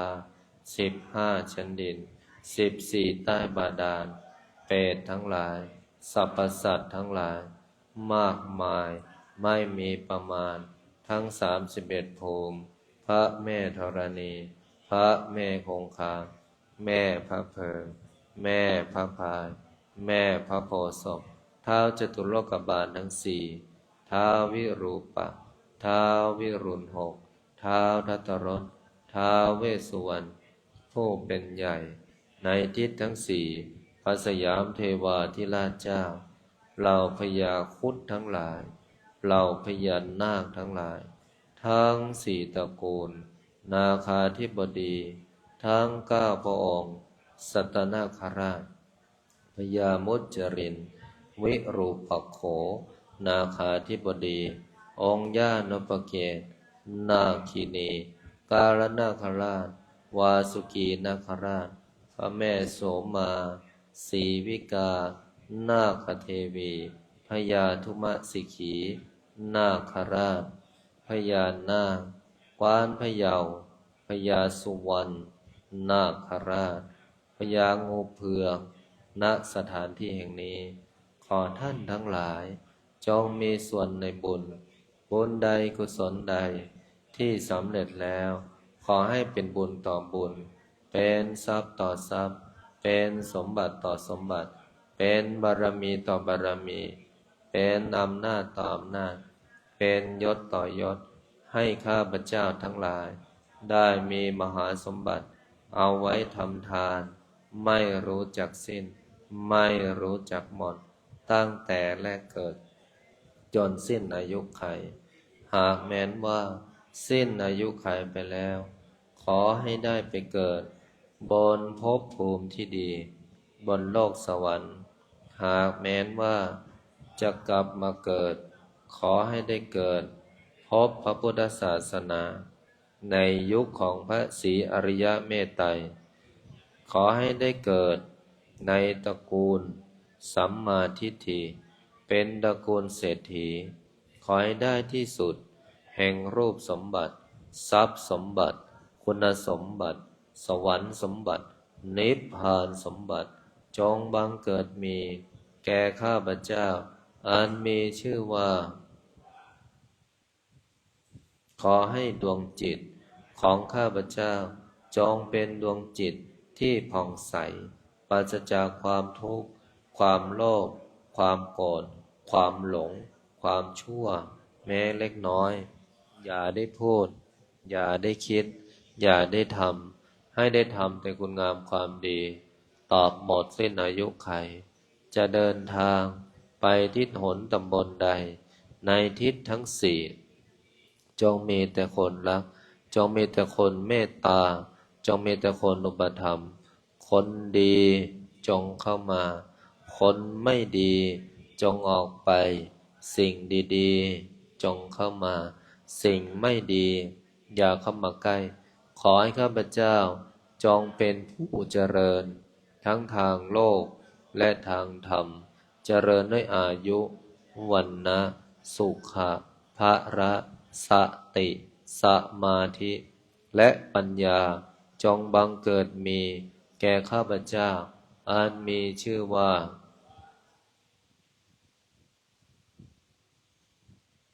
ขอส่วนผลบุญนี้จงส่งผลให้ข้าพเจ้าจะกระทำการงานสิ่งใดในพื้นปัตตภีนี้ไม่ว่าบนบกในน้ำในอากาศขอการงานสิ่งนั้นจงพันสำเร็จคำว่าไม่ได้คำว่าไม่มีคำว่าขัดข้องอุปสรรคใดๆปัญหาใดๆต่อการดำเนินชีวิตการงานการเงินบริวารสุขภาพโรคร้ายโรคเวรโรคกรรมที่รักษาไม่หายจงมารายหายสูญจากตัวของข้าพเจ้าอันมีชื่อว่าขอให้คำอธิษฐานจิตกวดน้ำบทพลิกชีวิตในค่ำคืนนี้จงมีฤทธิ์มีเดชมีอานุภาพทันตาเห็นและจงเป็นอธิษฐานบารมีติดตัวตามข้าพเจ้าไปทุกภพทุกชาติตราบกระทั่งเข้าสู่พระนิพพานนิพพานะปัจจโยโหตุกดน้ำเอาสามเณรขึ้นมาไม่ต้องวิ่ง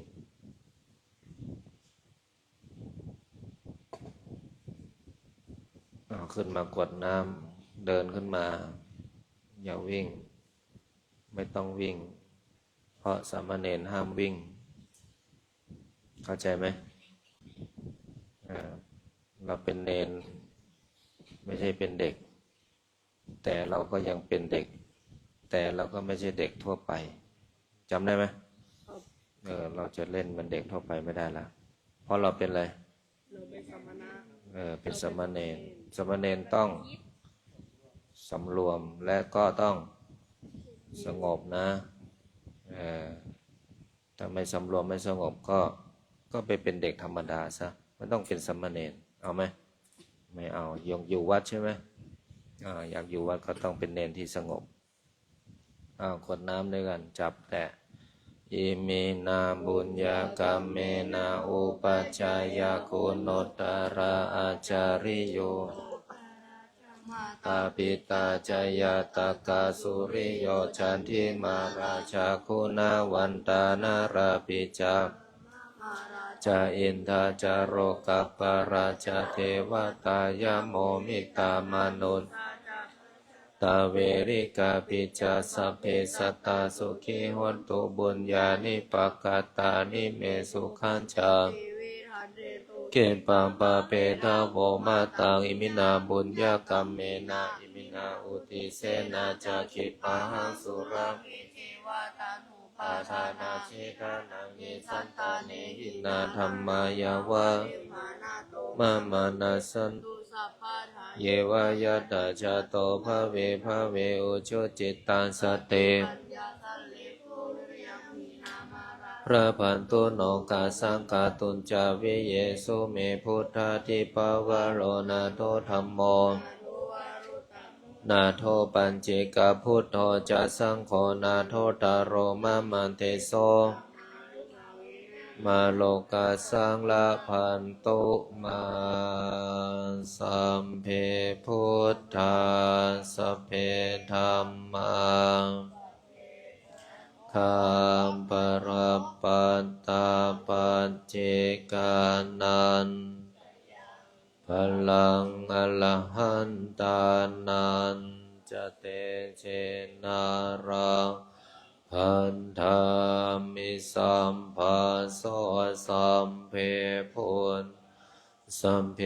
ธัมมาสัพเพสังฆาภรัมตามปัญเจกานันจะยังทานันจะเตเชนารังพันธามิสัมเพพุทธาสัพเพธัมมาสัพเพปรัปปันตาปัญเจกานันอรหันตานันจะเตเชนาราพันธามิสัมภาโสพุทธังอธิฐามิธัมมังอธิฐามิสังฆังอธิฐามิ